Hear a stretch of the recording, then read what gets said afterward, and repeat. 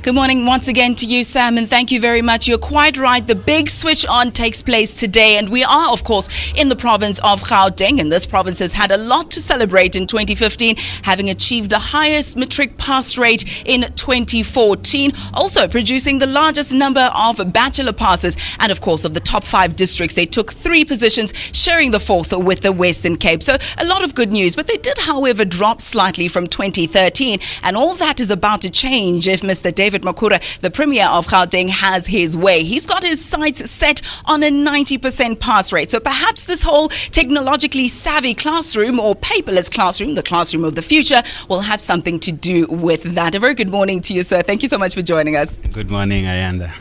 How does this new e-learning or the paperless classroom feed into the plans of Gauteng when it comes to education?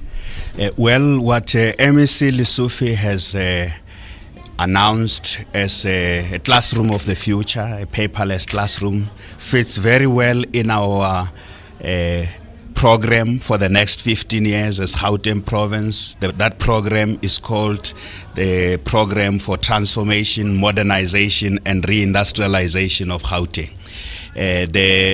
The modernization of the public service, and in particular the public education system, is very central to that. In everything we do, we are thinking about the future. We want to have schools that represent the future. We want to create economies that represent the future. We want to create new industries for the future.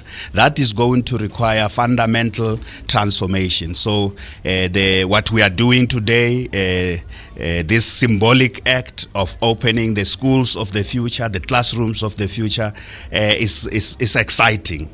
This is a game changer for our education system. Education will never be the same again. It's going to require learners of the future today, teachers of the future today, and of course it will require parents of the future today. It's going to require citizens of the future today. So that's why we say this is a game-changing exercise, and it's good that it's led by education, because education is the best investment into the future. The best gift you can ever give to the new generations is the best education system, not just good education.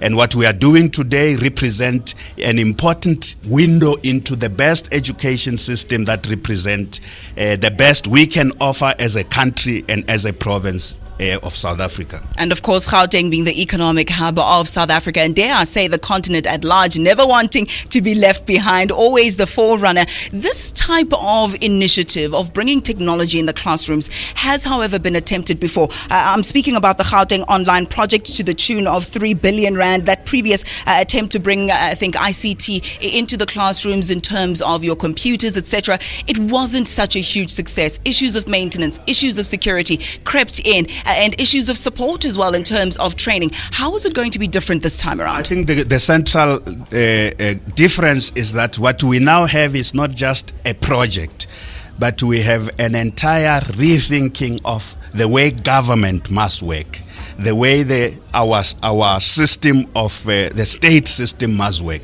The difference between now and then is that we had project here and there, trying to deal with a few schools here and there. What we are doing now is to fundamentally change the education system. But as I said, it's not the investment in ICT infrastructure. It's not just in education. Even in our public transport system, we say we want to modernize. We want to build the state-of-the-art public transport system. We want to build the state-of-the-art schools.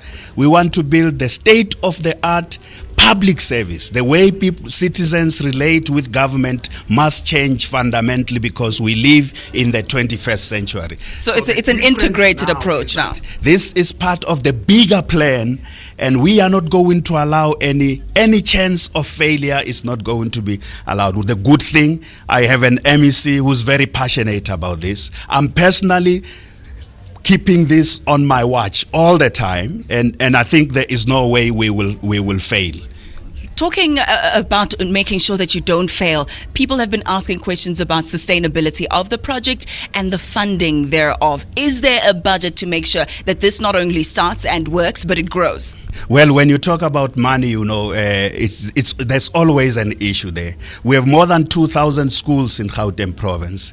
To modernize all those schools, to have them as connected schools, is going to take several billions of rands. That's why we must do this over time.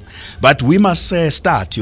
We have agreed when the MEC came to us and say, Premier, we have to start at least with 7 schools now, and in the next year and in the next 3 years of our budgeting cycle, we are going to mobilize more resources. But we also want private sector partnership. I can only make a call to private sector citizens, that those corporate citizens there who have a little bit more money have to join this revolution in education. They have to join us. They have to put their resources here, because this is about the future of our children. This is about the future of our country. Government alone will not be able to succeed. It's a lot of money. Mr. Premier, we'll have to leave it there. My thanks very much to you for joining us. So there you have it. And these boards that you're seeing behind me are just an example of what you can expect when it comes to these paperless classrooms. They are smart boards, and teachers will be using the smart boards. They'll be using laptops instead of your good old chalk and blackboard and the duster. And the youngsters, of course, can look forward to tablets that are loaded with e-content as opposed to your pen, your paper, and your textbooks. It is groundbreaking indeed. We will be keeping a very close watch on it. Do stay with Morning Live. More after this.